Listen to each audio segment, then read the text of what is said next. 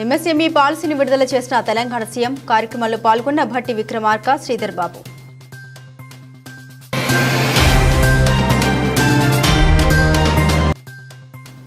Telangana ముఖ్యమంత్రిపై KTR వ్యంగ్యాస్త్రాలు. Vattem pump house మరమ్మతుల్ని గాలికి వదిలేశారంటూ ధ్వజం.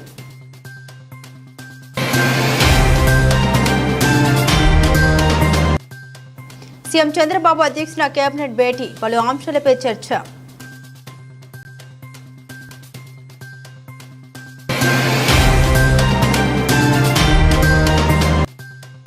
Medical కాలేజీలపై కూటమి ప్రభుత్వానికి క్లారిటీ లేదు అని మండిపడ్డ విడుదల రజని.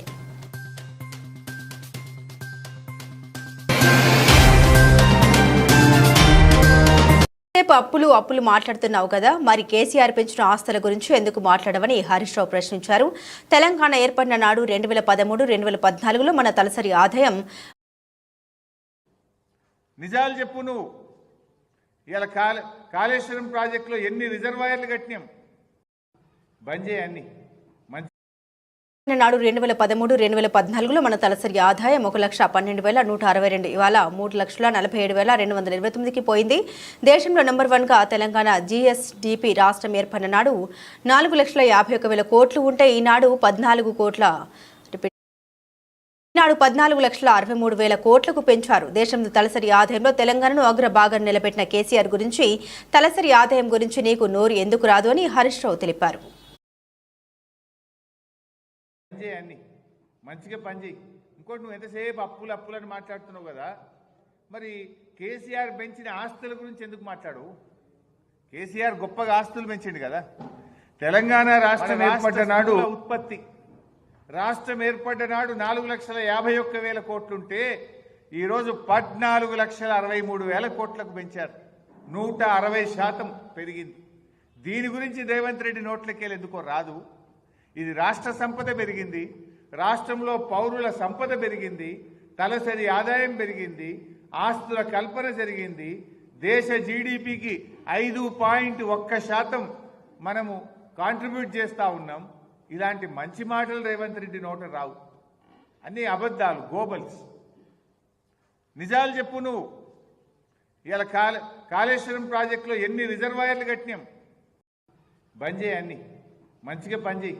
ఇంకోటి, నువ్వు ఎంతసేపు అప్పులని మాట్లాడుతున్నావు కదా, మరి కేసీఆర్ పెంచిన ఆస్తుల గురించి ఎందుకు మాట్లాడు?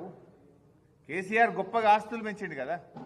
తెలంగాణ రాష్ట్రం ఏర్పడ్డ నాడు 2013-14లో మన తలసరి ఆదాయం 1,12,162 రూపాయలు. మరి ఇవాళ ఎక్కడికి పోయింది మన తలసరి ఆదాయం? 3,47,229. దేశంలో నెంబర్ 1 తెలంగాణ. ఈ దేశంలో 28 రాష్ట్రాల్లో తలసరి ఆదాయంలో అగ్రభాగాన తెలంగాణను నిలబెట్టిన కేసీఆర్ గురించో ఆ తలసరి ఆదాయం గురించి నీకెందుకో నోరు రాదు. జీఎస్డీపీ మన రాష్ట్ర స్థూల ఉత్పత్తి, రాష్ట్రం ఏర్పడ్డ నాడు 4,51,000 కోట్లుంటే ఈరోజు 14,63,000 కోట్లకు పెంచారు. 160% పెరిగింది. దీని గురించి రేవంత్ రెడ్డి నోట్లకెళ్ళి ఎందుకో రాదు. ఇది రాష్ట్ర సంపద పెరిగింది, రాష్ట్రంలో పౌరుల సంపద పెరిగింది, తలసరి ఆదాయం పెరిగింది, ఆస్తుల కల్పన జరిగింది, దేశ జీడిపికి 5.1% మనము కాంట్రిబ్యూట్ చేస్తూ ఉన్నాం. ఇలాంటి మంచి మాటలు రేవంత్ రెడ్డి నోట రావు. అన్నీ అబద్ధాలు, గోబల్స్. నిజాలు చెప్పు నువ్వు. ఇలా కాళేశ్వరం ప్రాజెక్టులో ఎన్ని రిజర్వాయర్లు కట్టినాం, బంద్ చేయండి. మంచిగా పని చేయి. ఇంకోటి, నువ్వు ఎంతసేపు అప్పులని మాట్లాడుతున్నావు కదా, మరి జిల్లా నర్సాపురం పట్టణం స్థానిక అంబేద్కర్ సెంటర్లో స్వచ్ఛ భారత్ కార్యక్రమానికి మరింత ఊపునిస్తూ పరిసరాల పరిశుభ్రత లక్ష్యంగా రూపొందించిన కార్యక్రమాల్లో నర్సాపురం పట్టణం మరియు నర్సాపురం మండల సీతారాంపురం గ్రామంలో స్వచ్ఛతా హీ సేవ 2024 నిర్వహించారు. ఈ క్లీన్ నర్సాపురం స్వచ్ఛ నర్సాపురం పురపాలక సంఘం మరియు మండల ప్రజా పరిషత్ వారి ఆధ్వర్యంలో మానవహారం నిర్వహించారు. నర్సాపురం శాసనసభ్యులు బొమ్మిడి నాయకర్ మాట్లాడారు. మన దేశ ప్రధాని నరేంద్ర మోదీ పుట్టినరోజు సందర్భంగా స్వచ్ఛతా హీ సేవ 2024 ఉద్యమానికి శ్రీకారం చుట్టారని అన్నారు. స్వచ్ఛతా హీ సేవ పరిశుభ్రతపై అవగాహన కల్పిస్తూ 15 రోజులు కార్యక్రమాలు జరుగుతాయని ఆయన తెలిపారు. ఈ కార్యక్రమంలో Narsapuram municipal commissioner, municipal chairperson తదితరులు పాల్గొన్నారు.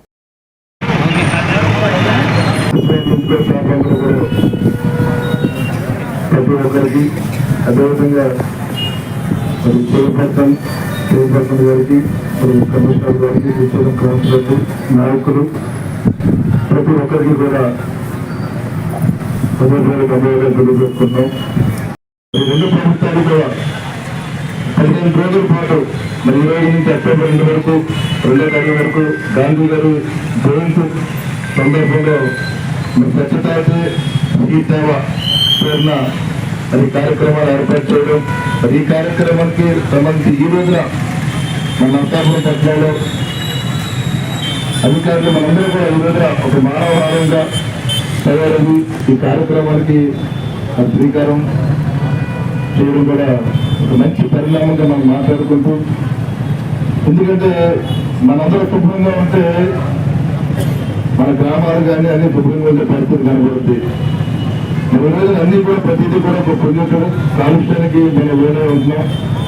దాన్ని నివారించుకోవాల్సిన అవసరం మనందరికీ ఉంది కాబట్టి, మనందరూ బాధ్యత కాబట్టి దానిలో భాగంగా మీరందరూ కూడా ప్రతి ఒక్కరూ కూడా అధికారులే కాకుండా ఇవాళ నియోజకవర్గంలో పౌరులు కూడా ఇట్లా పాటించి మన నగరాన్ని, మన గ్రామాన్ని, అదేవిధంగా మన ఉన్న పరిసర ప్రాంతాలు కూడా మనం శుభ్రం చేసుకోవాలని చెప్పి మనస్ఫూర్తిగా తెలియజేసుకుంటూ మరి కార్యక్రమం చక్కటి కార్యక్రమాన్ని మరి దేశవ్యాప్తంగా కూడా మరి ఏర్పాటు చేసినటువంటి అది కేంద్ర ప్రభుత్వాన్ని కానీ రాష్ట్ర ప్రభుత్వాన్ని కానీ అభినందనలు తెలియజేసుకుంటూ మనందరూ కూడా దీంట్లో భాగస్వాములు ఈ 15 రోజులు కూడా పూర్తిగా అధికారులు మీరు ముందుంటే కనుక ప్రజల్లో కూడా స్పందన వస్తుంది, ఏదైనా వస్తుంది. మరి ప్రజలతో కూడా ఈ కార్యక్రమాన్ని ఏర్పాటు చేసి వాళ్ళకు ఏదైనా తీసుకొస్తే కనుక ప్రతి ఒక్కరికి కూడా అభినందనలు. స్వచ్ఛతా హీ సేవ 2024 బీచ్ రోడ్లో కార్యక్రమం నిర్వహించారు. స్వచ్ఛతకి భాగీదారి, సంపూర్ణ స్వచ్ఛత, సఫాయి మిత్ర, సురక్ష భాగం చేస్తూ జీవీఎంసీ స్వచ్ఛతగా మారుస్తాం. స్వచ్ఛతా హీ సేవ లోగో ఆవిష్కరించిన జిల్లా collector, commissioner, mayor P Sampath Kumar మాట్లాడుతూ స్వచ్ఛతా హీ సేవ 2015 నుండి ఇప్పటి వరకు విశాఖ నగరం సుందరంగా మారింది. నగరం సుందరంగా ఉండడానికి ప్రజలు, గత నేటి జీవీఎంసీ అధికారులు, ప్రజాప్రతినిధులు ప్రతి ఏడాది మంచి ర్యాంకింగ్ సాధించడం చాలా సంతోషమని పేర్కొన్నారు. 83 సూచిలేఖ సమస్యలున్న ప్రాంతాన్ని స్వచ్ఛత ప్రాంతాలుగా మారుస్తాం. ప్రత్యేక కార్యక్రమం చేసి విశాఖ సూచికి మారుపేరుగా మారుస్తామని తెలిపారు. విజయవాడ వరదల్లో సేవ చేసిన జీవీఎంసీ కార్మికులకు, అధికారులకు అభినందనలు. వారికి ముఖ్యంగా సత్కరించాలని రాష్ట్ర ప్రభుత్వం, విజయవాడ కమిషనర్, మేయర్ కోరారు. విశాఖ జీవీఎంసీ స్వచ్ఛత కార్యక్రమానికి బ్యాంక్ ఆఫ్ ఇండియా 7 లక్షల విరాళం.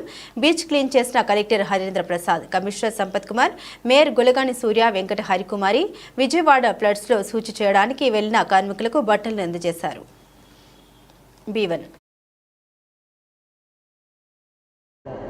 17 నుంచి స్టార్ట్ అయినప్పటి నుంచి ఇప్పటి వరకు మనం మన యొక్క ప్రయాణాన్ని చూస్తే విశాఖపట్నం చాలా అద్భుతాలు సృష్టించింది. దీనికి ప్రధాన కారణం ప్రజల్లో ఉన్నటువంటి క్రమశిక్షణ అయితేనేమి, సిబ్బందిలో ఉన్నటువంటి కమిట్మెంట్ అయితేనేమి, అదేవిధంగా ఇక్కడ పనిచేసినటువంటి వివిధ కమిషనర్లు కానీ, మేయర్లు కానీ వారి యొక్క పార్టిసిపేషన్ కానీ ఈ సక్సెస్ కారణం అని చెప్పాలి. అయితే సూక్ష్మ, చిన్న, మధ్య తరహా పరిశ్రమల్ని సృష్టించేందుకు ఎంఎస్ఎంఈ 2024 పాలసీ తీసుకొచ్చామన్నారు సీఎం రేవంత్ రెడ్డి. హైదరాబాద్ శిల్పకళా వేదికలో ఎంఎస్ఎంఈ 2024 పాలసీ రిలీజ్ చేసిన సీఎం రేవంత్ రెడ్డి అనంతరం మాట్లాడారు. వ్యాపార విస్తరణ మరింత సరళీకృతం చేసేందుకు గాను ఈ పాలసీని అమలు చేయనున్నట్లు తెలిపారు. పాలసీ లేకుండా ఏ ప్రభుత్వం నడవదు. చిన్న, సూక్ష్మ, మధ్య తరహా పరిశ్రమల్ని సృష్టించేందుకే ఈ పాలసీని తీసుకొచ్చామన్నారు. పారిశ్రామిక విధానాలను ప్రజా ప్రయోజనకరంగా ఉండేందుకు మార్పులు తీసుకొచ్చిందే కాంగ్రెస్ ప్రభుత్వం అన్నారు. దివంగత ప్రధాని పివి నరసింహారావు హయాంలో తీసుకొచ్చిన పారిశ్రామిక విధానంలో మార్పులే నేడు మనకు దిక్సూచి అయ్యాయన్నారు. మనం ప్రపంచంతో పోటీపడే స్థితిలో ఉన్నామంటే పివి నరసింహారావు, మన్మోహన్ సింగ్లు తీసుకొచ్చిన ఆర్థిక, పారిశ్రామిక సంస్కరణలే అందుకు కారణమన్నారు. ప్రపంచంతో పోటీ, అదేవిధంగా విధి విధానాలతో ప్రపంచంతో పోటీ పడే విధంగా విధి విధానాలు రూపొందించారని సీఎం రేవంత్ రెడ్డి అన్నారు. H2 తెలంగాణ సంపద సృష్టిలో భాగస్వాములైన మిత్రులందరికీ కూడా మనస్ఫూర్తిగా అభినందనలు. ఈ కార్యక్రమానికి తెలంగాణ రాష్ట్ర ప్రభుత్వం తరఫున మిమ్మల్ని అందరినీ సాదరంగా ఆహ్వానిస్తున్నాం. ఈరోజు ఈ సమావేశం తెలంగాణ రాష్ట్రం ఏర్పడిన తర్వాత 3వ ప్రభుత్వంగా కాంగ్రెస్ పార్టీ ఏర్పాటు చేసిన ఈ ప్రభుత్వంలో ప్రభుత్వం యొక్క విధి విధానాలను సూక్ష్మ, చిన్న మరియు మధ్య తరహా పరిశ్రమ యజమానులకు మా యొక్క విధి విధానాలను తెలియజేయడమే కాకుండా తెలంగాణ రాష్ట్రంలో మీరు పెట్టుబడులు పెట్టి ఉద్యోగ ఉపాధి అవకాశాలు కల్పించి తెలంగాణ రాష్ట్ర సంపదను పెంపొందించడానికి అవసరమైన ప్రోత్సాహాన్ని అందించాలనే ఈరోజు మా మంత్రివర్గం ఇక్కడికి వచ్చి మీరు చేసిన సూచనలను తీసుకోవడమే కాకుండా మా విధి విధానాలను కూడా మీ ముందు ప్రస్తావించడం జరిగింది. అధ్యక్షుడు మాజీ మంత్రి కేటీఆర్ మరోసారి ముఖ్యమంత్రిపై వ్యంగ్యాస్త్రాలు సంధించారు. సీఎం రేవంత్ రెడ్డి కంప్యూటర్ల మూలాధారాలు కనిపెట్టి మళ్లీ ఆవిష్కరిస్తూ ఢిల్లీ బాసులను ప్రసన్నం చేసుకునేందుకు విమానాలు ఎక్కే పనిలో నిమగ్నమై తన విధులు విస్మరిస్తున్నారని ఆక్షేపించారు. ఎవరైనా ఈ పాలమూరు బిడ్డను గుర్తు చేసుకోవాల్సిందేనంటూ విమర్శించారు. సెప్టెంబర్ 3వ తేదీన పాలమూరు రంగారెడ్డి ఎత్తిపోతల పథకంలోని వట్టెం పంప్ హౌస్ లో వరద వచ్చిందన్నారు. ఈ ఘటనలో బాహుబలి మోటార్లు నీట మునిగాయని ప్రస్తావించారు. ఇప్పటి వరకు కేవలం 1 మీటరు నీరు మాత్రమే తొలగించారని, ఇంకా 18 మీటర్ల మేర నీరు ఉందని కేటీఆర్ తెలిపారు. తక్షణమే నీటి తొలగించే పనులపై దృష్టి పెట్టాలని ముఖ్యమంత్రి రేవంత్ రెడ్డిని కోరారు. ఈ మేరకు ఆయన ఎక్స్ వేదికగా పోస్టు చేశారు.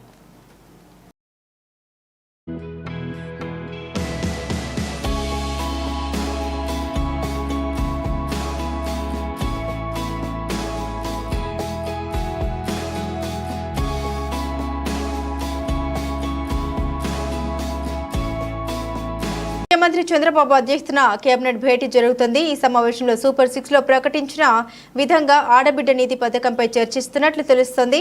మహిళలకు 10 లక్షల వడ్డీ లేని రుణాలు అందించే అంశంపై చర్చలు జరుపుతున్నట్లు సమాచారం. పేదరికం లేని సమాజం నిర్మాణంలో భాగంగా P4 విధానంపై మంత్రివర్గ సమావేశంలో చర్చిస్తున్నారని తెలుస్తోంది. పెండింగ్ లో ఉన్న నీరు, చెట్టు బిల్లులకు నిధుల విడుదలపై మంత్రివర్గ భేటీలో చర్చిస్తున్నారని సమాచారం. ఇరిగేషన్ ప్రాజెక్టులు, గేట్లు, కరకట్టల పటిష్టతకు ఎమర్జెన్సీ ఫండ్ కింద 300 కోట్ల నిధుల విడుదలపై చర్చలు జరుపుతున్నట్లు తెలుస్తోంది. బుడమేరు ముంపు వరద సహాయంపై చర్చిస్తున్నట్లు సమాచారం. మద్యం పాలసీపై ఉప సంఘం సిఫార్సుల్ని మంత్రిమండలి సమీక్షిస్తున్నట్లు తెలుస్తోంది. భోగాపురం విమానాశ్రయానికి పేరు ప్రతిపాదనపై చర్చిస్తున్నట్లు సమాచారం. మైనింగ్ విధానంపై చర్చలు జరుపుతున్నట్లు తెలుస్తోంది.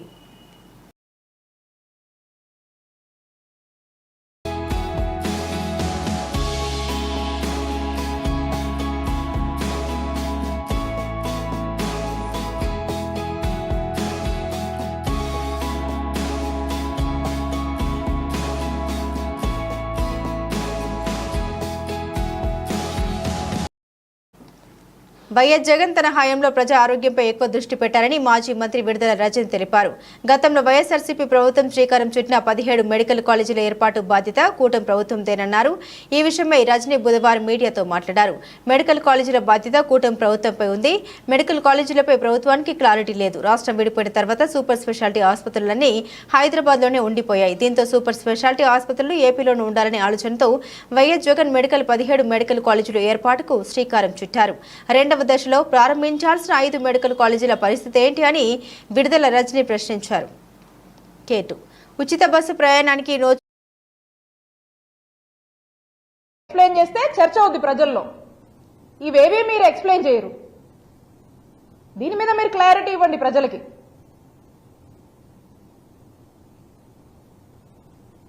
ఈ విధంగా మనం చూసినట్టయితే ఈ కూటమి ప్రభుత్వం ఇక్కడ వాళ్ళే ఉన్నారు, ఆ పైన వాళ్ళే ఉన్నారు. వీళ్ళు చేయాలంటే, మనసు పెట్టి చేయాలంటే ఖచ్చితంగా ఈ సంవత్సరం రావాల్సినటువంటి 5 మెడికల్ కాలేజ్ అందుబాటులోకి వచ్చేవి.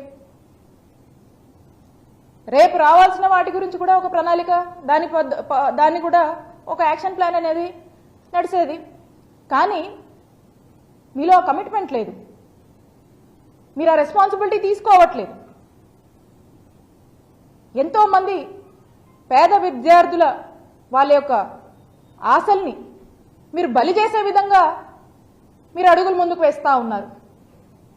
ఖచ్చితంగా దీని మీద మీరు ఒక క్లారిటీ ఇవ్వాలి, దీని మీద మీరు ఎక్స్ప్లెయిన్ చేయాలి. ప్రజల్లో చర్చ జరుగుతుంది. అప్పుడు అదే చర్చ. నేను ఒక్కటే చెప్తా ఉన్నాను,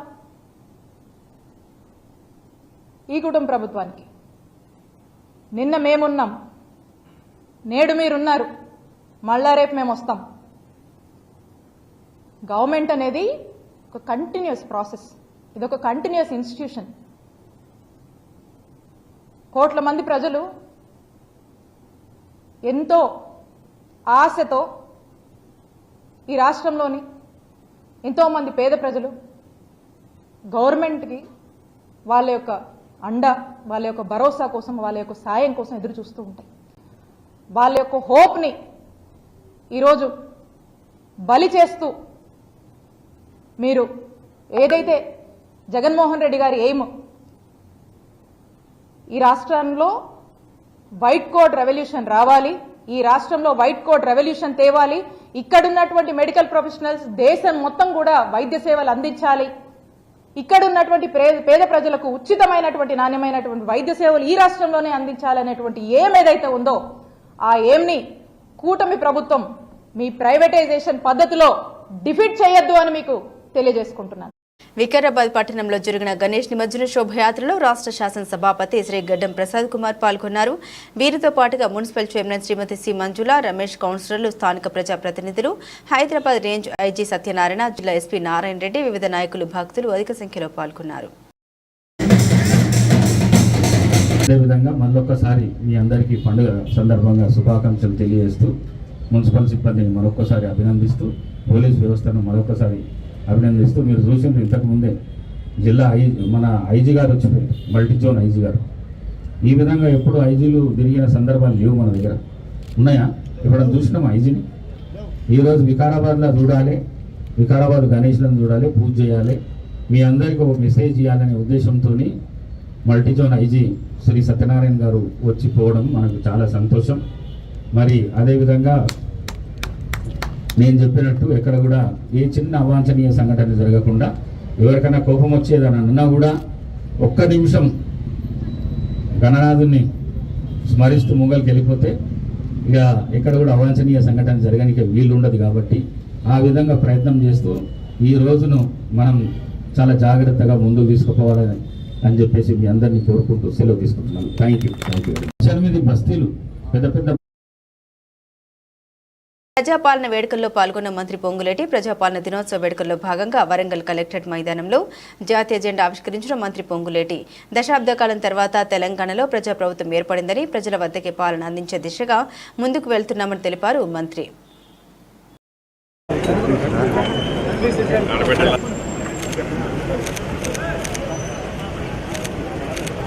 జోహార్ తెలంగాణ మన వీరులకు, జోహార్ తెలంగాణ.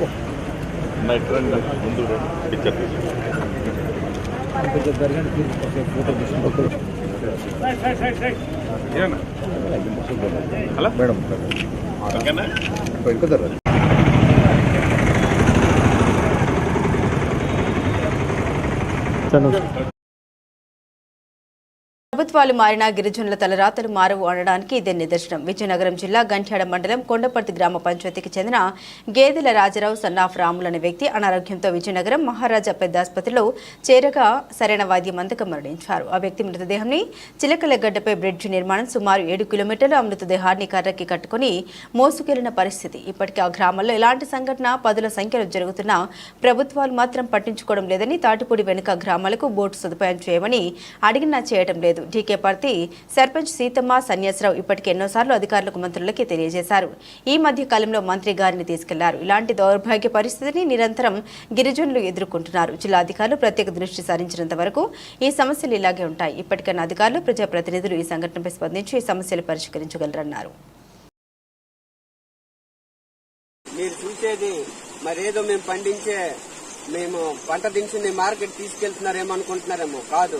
ఎందుకంటే డీకేపర్తి పంచాయతీలో రహదారి లేక, బల్లుల మార్గం లేక, మరి మేము హాస్పిటల్లో చేరుకోలేక ఇలాగా ఒక్కొక్కరిని ఆ చనిపోయే వ్యక్తుల్ని డోలి మూతలు కట్టి 7 కిలోమీటర్ల దూరం నుండి మేము తీసుకురావడం జరుగుతుంది. ఎందుకంటే నైట్ మేము హాస్పిటల్ తీసుకెళ్లగానే విజయనగరం మరి మహారాజా హాస్పిటల్లో ఆయన చనిపోయారు.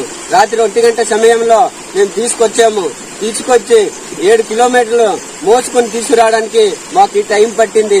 అయ్యా ప్రభుత్వాలు ఉన్నాయి, మరి మీరు వెంటనే స్పందించండి.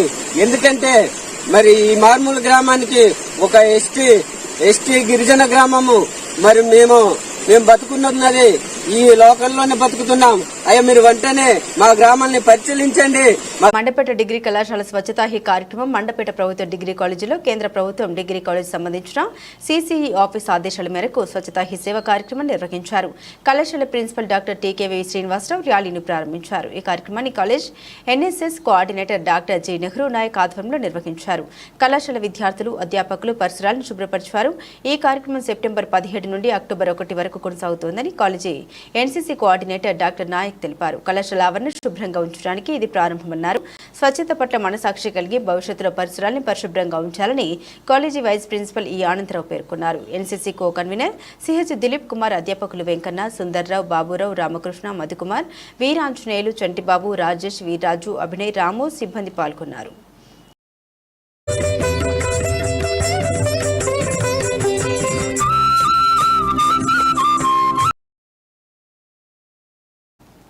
ఏలూరు జిల్లా చింతలపూడి స్వచ్ఛతా హీ సేవ ప్రతిజ్ఞ కార్యక్రమం పరిశుభ్రమైన, ఆరోగ్యవంతమైన సరికొత్త భారతదేశాన్ని రూపొందించే దిశగా ఈ సెప్టెంబర్ 17వ తేదీన ప్రారంభమై అక్టోబర్ 2వ తేదీ 2024 మహాత్మా గాంధీ జయంతి నాటికి ముగియనున్న స్వచ్ఛతా హీ సేవ అనే కార్యక్రమానికి ముఖ్య అతిథిగా చింతలపూడి ఎమ్మెల్యే సొంగ రోషన్ కుమార్ పాల్గొన్నారు. స్థానిక ఫైర్ స్టేషన్ నుండి బోసుబొమ్మ సెంటర్ వరకు ఈ స్వచ్ఛతా హీ సేవ కార్యక్రమం మీద ర్యాలీ చేపట్టారు. ఈ కార్యక్రమానికి ఎన్డీఏ కూటమి నాయకులు, అధికారులు, మున్సిపల్ కార్పొరేషన్ సిబ్బంది, స్కూల్ విద్యార్థులు తదితరులు పాల్గొన్నారు.